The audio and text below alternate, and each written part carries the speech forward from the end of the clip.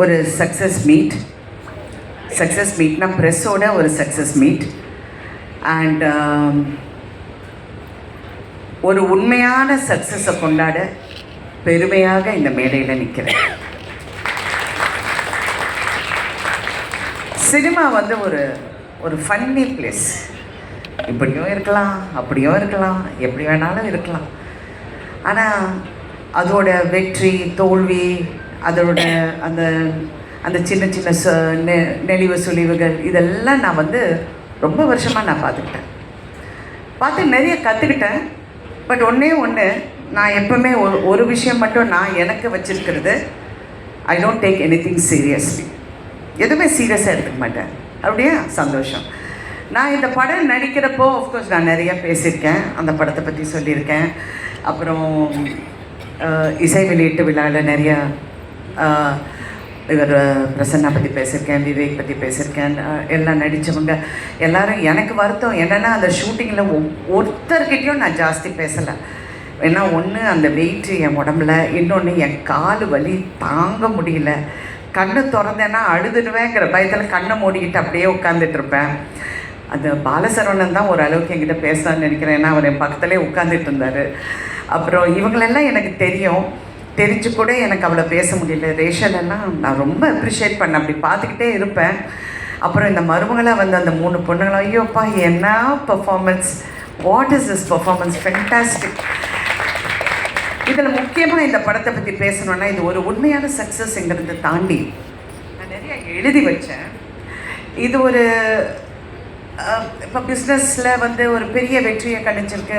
எல்லோரும் 50 கோடி 60 கோடின்னு நீங்கள் நினச்சி பாருங்கள். இந்த படம் வந்து 150 ரூபா டிக்கெட்டில் இருந்து மாறாமல் இவ்வளோ கலெக்ட் பண்ணியிருக்கு. இப்போ சில பெரிய ஹீரோஸ் அந்த பெரிய படங்கள் வருது தான் 1500 200 2000 ரூபாய்க்கெல்லாம் டிக்கெட் விற்று அந்த கலெக்ஷன் அப்படி வந்திருக்குன்னா, if you look at it rightfully, we have done better than everybody else. Ticket ப்ரைஸை நியாயமாக வச்சு பெண்களுக்காக போய் இந்த படத்தை சேர வேண்டும், அவங்கள வந்து கஷ்டப்படுத்தக்கூடாதுன்னு அந்த டிக்கெட் ப்ரைஸ் அப்படியே வச்சு இன்ன வரைக்கும் உண்மையான சக்ஸஸ் அதுதான். ஏன்னா அந்த பிஸ்னஸ் அப்படின்னு பேசணுன்னா இதை நான் சொல்லி தான் ஆகணும். இதில் வந்து டைரக்டரை பற்றி நான் பேசணும். அவர் வந்து அதிகமாக பேச மாட்டார்னா இன்றைக்கி பரவாயில்ல, மேடையில் கொஞ்சம் நல்லாவே பேசினார். எல்லாருக்கும் நன்றி சொல்லி, உண்மையிலே நீங்கள் எல்லாருமே பிரமாதமாக வேலை பார்த்தீங்க. அண்ட் எஸ்பெஷலி ப்ரொடக்ஷன் சைடில் ஒரு கலையாக இருக்கட்டும், ராகுலாக இருக்கட்டும், கார்த்திகா இருக்கட்டும், யாராக இருக்கட்டும், they really work so well. ஆனால் முக்கியமாக இதில் சிவகார்த்திகேயனை நான் என்ன சொல்கிறேன்னா, என்ன கேட்டாலும் அவருக்கு தெரியும், அப்டேட்லேயே இருக்கார். ப்ரொடியூசர்னால் இப்படி இருக்கணும். ஏன்னா நான் ஒரு ப்ரொடியூசர்னால I can understand and I appreciated that quality in him. He was updated about everything. என்கிட்ட சொல்லார், நீங்கள் அந்த சீனில் நடந்து வரீங்க பாருங்கள். எனக்கு என்னென்ன நடந்து வர பற்றியே பேசுகிறாரு, என்ன இது நடந்து வருதுன்னு நான் நினச்சிக்கிட்டு இருந்தேன். படம் தியேட்டரில் பார்க்கும்போது தான் எனக்கு தெரிஞ்சுது. ஆனால் இதில் ஒரு பெரிய உண்மை வந்து மதிப்புக்குரிய கமல்ஹாசன் அவர்கள் சொன்னார், ராதிகா இந்த படம் ஜெயிக்கணும். இது ஏன் ஜெயிக்கணும் அப்படிங்கிறதுக்கு அவர் ஒரு காரணம் சொன்னார். இந்த படம் வெளிவந்து இந்த படம் ஓடலைன்னா எல்லாரும் ராதிகாவை பற்றி பேசுவாங்க. நீ நல்லா நடிச்சிருக்க, பிரமாதமாக நடிச்சிருக்கேங்கிறது நான் படம் வரதுக்கு முன்னாடியே நானே சொல்லிட்டேன். ஆனால் இந்த படம் ஜெயிச்சா சிவகுமார் முருகேசன் வந்து ஜெயிக்கணும், அவர் கூட இருக்கிற அத்தனை பேரும் ஜெயிக்கணும். மியூசிக்கில் இருந்து, கேமராவில் இருந்து, அதுவும் அதில் நடித்த ஒவ்வொரு கதாபாத்திரமும் ஜெயிக்கணும். அதுக்காக இந்த படம் ஓடணும்னு சொன்னார். சிவா உங்ககிட்டயும் அது சொன்னார். I really thought it is true. ஏன்னா ஒரு காலகட்டத்திலையும் ஒரு டைரக்டர் வந்து சினிமாவை மாற்றுவாங்க. ஒரு மதிப்புக்குரிய ஸ்ரீதர் அவர்கள் வந்தார், பாலச்சந்தர் சார் அவர்கள் வந்தார், அப்புறம் பாரதிராஜ் என் குரு பாரதிராஜா அவர்கள் வந்தார். எல்லாரும் சொன்னார் பாரதிராஜா போல் அவர்னு. பாரதிராஜா அவர்களுக்கு ஒரு தனி பாணி. ஆனால் Sivakumar is going to create அவருடைய தனி. அதிகம் பேச மாட்டேன். நான் நினைப்பேன், இந்த சின்ன பையனுக்கு எப்படி இவ்வளோ ஒரு தாட் ப்ராசஸ் இருக்குது அப்படின்னு நான் அடிக்கடி யூஷுவலி நான் ஸ்டடி பண்ண ரொம்ப அது இன்ன வரைக்கும் எனக்கு அது ஒரு ஃபேசினேஷனாகவே இருக்குது. எப்படி வந்து ஏன்னா நான் ஒவ்வொரு முறை அந்த தியேட்டரில் நின்று படம் பார்க்கும்போது பெண்கள் ஐடென்டிஃபை பண்ணுறாங்க. ஒவ்வொரு பெண்ணும் எவ்வளோ சந்தோஷமாக இருக்குது தெரியுங்களா? தியேட்டருக்காரங்க எல்லாம் எவ்வளோ சந்தோஷப்படுறாங்க. மேடம் கூட்டம் வருது மேடம், தியேட்டருக்கு பாருங்கள் எப்படி கூட்டம் வருதுன்னு. எல்லா பெண்களும் அந்த ஒவ்வொரு வசனத்துக்கும், வெறும் பெண்கள் மட்டும் இல்லை, ஹஸ்பண்டும் கூட்டி வராங்க, எல்லாரையும் பிள்ளைங்களும் கூட்டிகிட்டு வராங்க, எல்லாரும் அதை ரசிக்கும் போது உண்மையிலே என்னுடைய இவ்வளோ நாள் கலை பயணத்தில் இது நான் பார்க்க கிடைச்சது எனக்கு ஒரு பெரிய பாக்கியம்னு நான் நினைக்கிறேன். ஏன்னா நான் நிறைய பார்த்துட்டேன். நான் ரஜினி சார் கூட நடித்த 3 முகம் படம் க்காக 100 டேஸ்க்காக ஒவ்வொரு ஊர் போகும்போது அது ஒரு ஃப்ரெண்ட்ஸி. ஆனால் அதில் சில்க் ஸ்மிதா இருந்தனால எல்லாரும் சில்க் ஸ்மிதாவை தான் பார்த்தாங்க. நான் சைடு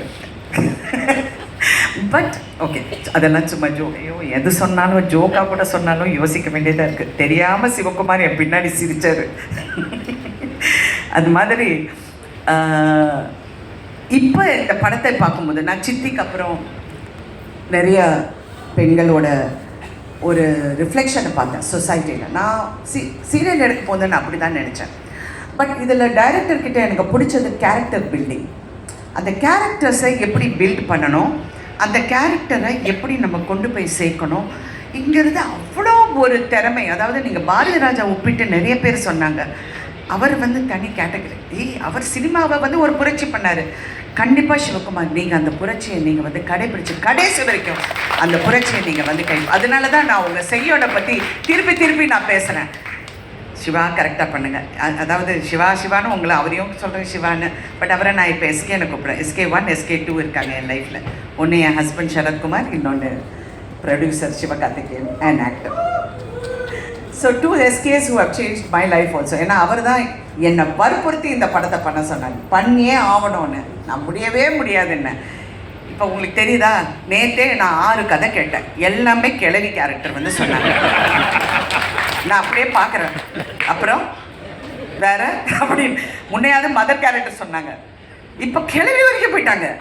யோ ஸ்டாப் அப்படின்னு சொல்லி. அதனால் உங்களுக்கு அந்த உங்களுக்கு தெலுங்கு பேசுகிறேன், தெலுங்குலேருந்து ஹைதராபாத்தில் ஷூட்டிங்னால ஆட்டோமேட். அதனால் உங்களுக்கு அந்த ஒரு ரெஸ்பான்சிபிலிட்டி இருக்குது. அடுத்த படத்தில் நம்ம ஈக்குவலாக செய்கிறோம். Okay okay, thank you. Anyway so உங்களை பற்றி நான் நிறைய சொல்லிட்டேன். ஆனால் இன்றைக்கி இந்த படத்தை நான் வந்து தியேட்டர்ஸில் பார்க்கும்போது ஹீரோயினாக நான் பயணித்து இந்த 48 வருஷத்தில் நான் கற்றுக்கிட்டது வந்து எல்லா பெண்களையும் நான் பார்ப்பேன். எல்லா ஹீரோயின்ஸ் கூடயும் நான் நெருக்கமாக பழகுவேன். எல்லாரும் எனக்கு ஃப்ரெண்ட்ஸு. எல்லாரையும் பார்க்கும்போது அவங்களுக்குள்ள ஒரு பயம் எப்போவுமே இருக்கும்.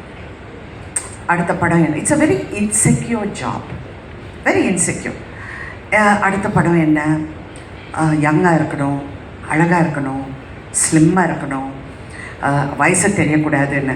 எனக்கு ஒரு ஒரு ஒரு ஒரு விஷயம் மனசில் ரொம்ப ஆழமாக ஒரு காலத்தில் பதிஞ்சது. எனக்கு அப்போ என்ன ஒரு 25-26 வயசு இருக்கும்.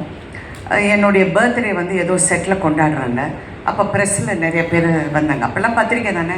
ஸோ எல்லாம் அந்த பேனாவும் பேப்பரோடு நின்று, மேடம் உங்கள் வயசு என்ன சொல்லுங்கள் மேடம் அப்படின்னாங்க. நான் இப்படி திரும்பி அவரை பார்த்தேன். ஏன்னா ஃபர்ஸ்ட் ஆஃப் ஆல் ஒரு லேடியை வயசை பற்றி கேட்குறது இட்ஸ் அ ரூட் கொஸ்டின் அப்படின்னு நான் நினச்சேன். அவர் என்ன நினச்சாருன்னா, வயசை மறைக்கிறாங்க அப்படின்னு அவர் பக்கத்தில் இருக்கிற பற்றி வயசை சொல்ல ரொம்ப யோசிக்கிறாங்க போல இருக்கு.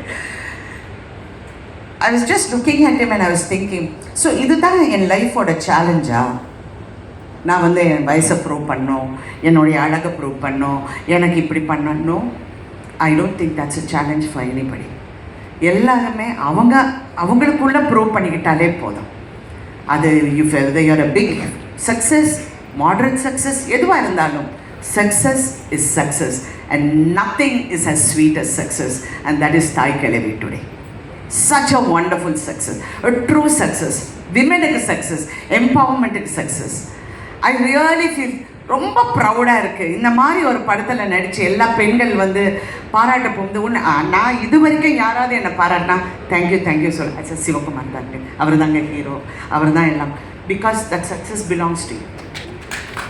சின்ன பையன் இன்னொரு சின்ன பையன் சிவகார்த்திகேயன். அதுவும் சுதனை சின்ன பையன் சொல்ல முடியாது, இருந்தாலும் ஒரு ஆண்மகன். பேஷன் ஸ்டுடியோஸோட சுதன் அவர்கள்.